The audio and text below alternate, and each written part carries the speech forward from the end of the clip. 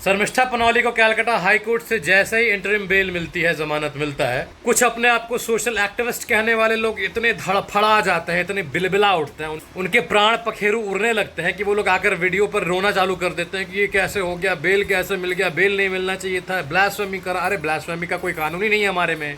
एक तो मैं वीडियो देख रहा था जिसमें एक लड़का अपने वीडियो के माध्यम से अपने मुस्लिम समाज के धन्ना सेठों को आग्रह कर रहा था कि आप लोग आगे आइए, बड़े बड़े वकील जो मुस्लिम समाज के हैं वो लोग आगे आइए और आगे आकर शर्मिष्ठा को सजा दिलवाइए। जो उससे हो गया उसके लिए उसने माफी मांग ली। उसे तुरंत एहसास हुआ, उसने वो पोस्ट डिलीट करा। उसके माँ बाप ने तक उसको डांट कर ये पोस्ट डिलीट करवाया। जब कोर्ट के बाहर शर्मिष्ठा के पिताजी से पूछा जा रहा था तो शर्मिष्ठा के पिताजी ने खुलकर बोला कि कई बार उनको उनकी बेटी के पोस्ट अच्छे नहीं लगते, उनकी भाषा अच्छी नहीं लगती, तो उसके लिए अपनी बेटी को वो डांटते भी है, वो पोस्ट डिलीट भी करवाते हैं। वजाहत खान की तरह नहीं कि वजाहत खान ने कुछ उल्टा पुल्टा उल जुलूल लिख दिया हिंदुओं के खिलाफ और उसका बाप का कह रहा है कि मेरा बाप बेटा कुछ कर ही नहीं सकता, हिंदुइज्म का सम्मान करता है, उसने कुछ गलत नहीं किया, उसका सोशल मीडिया हैक हो गया होगा, किसी और ने उसके नाम पर कमेंट कर दिया होगा। ऐसा बैकअप नहीं मिला शर्मिष्ठा को। शर्मिष्ठा के बाप ने उसको बकायदा डांटा, डांट कर वो पोस्ट डिलीट करवाया। कोर्ट ने शर्मिष्ठा को बेल देते हुए ये नोट किया कि इसके कंप्लेंट में कोई कॉग्निजेबल क्राइम नहीं किया है। कॉग्निजेबल क्राइम वो होता है जिसमें पुलिस को कोर्ट की इजाजत की आवश्यकता नहीं पड़ती है किसी को अरेस्ट करने के लिए। पुलिस अपने तरीके से अरेस्ट करके उस चीज की इन्वेस्टिगेशन कर सकती है। शर्मिष्ठा के वकील डीपी सिंह ने बहुत ही कड़क तरीके से ये बात कोर्ट में रखी कि पुलिस जब कह रही है कि पुलिस नोटिस सर्व करने के लिए शर्मिष्ठा के घर पर गए हुए थे लेकिन वहां पर शर्मिष्ठा थी नहीं, तो जब शर्मिष्ठा थी ही नहीं, शर्मिष्ठा को नोटिस सर्व हो ही नहीं पाया, तो फिर शर्मिष्ठा को 1500 किलोमीटर दूर जाकर अरेस्ट करने की बात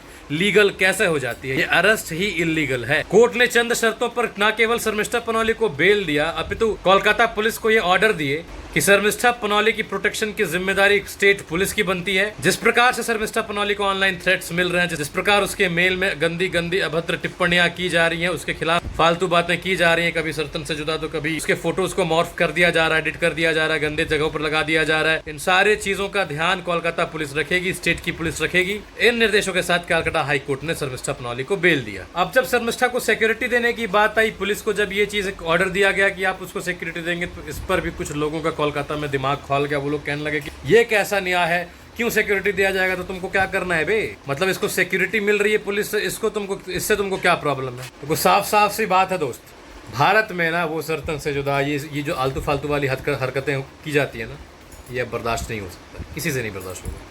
मैंने देखा कि यहाँ पर कुछ सेक्युलर हिंदू ऐसे थे जो शर्मिष्ठा पनौली को डिस्करेज करने वाली बातें कर रहे थे, उसके परिवार वालों के हौसले को तोड़ने की बात कर रहे थे। वो लोग कह रहे थे, सोशल मीडिया पे पोस्ट डाल रहे थे कि शर्मिष्ठा अकेली पड़ जाएगी, शर्मिष्ठा के लिए कोई सपोर्ट करने नहीं आएगा।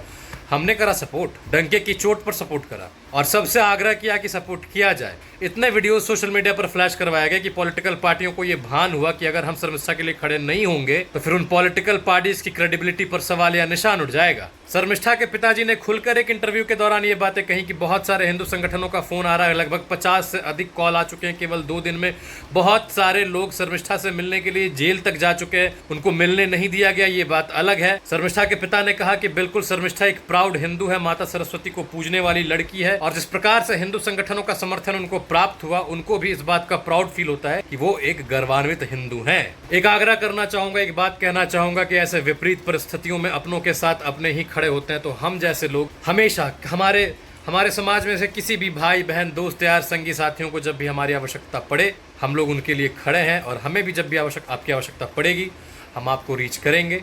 हमें आप पर पूरा भरोसा है, पूरा उम्मीद है कि आप लोग हमारे लिए खड़े रहेंगे। राम राम।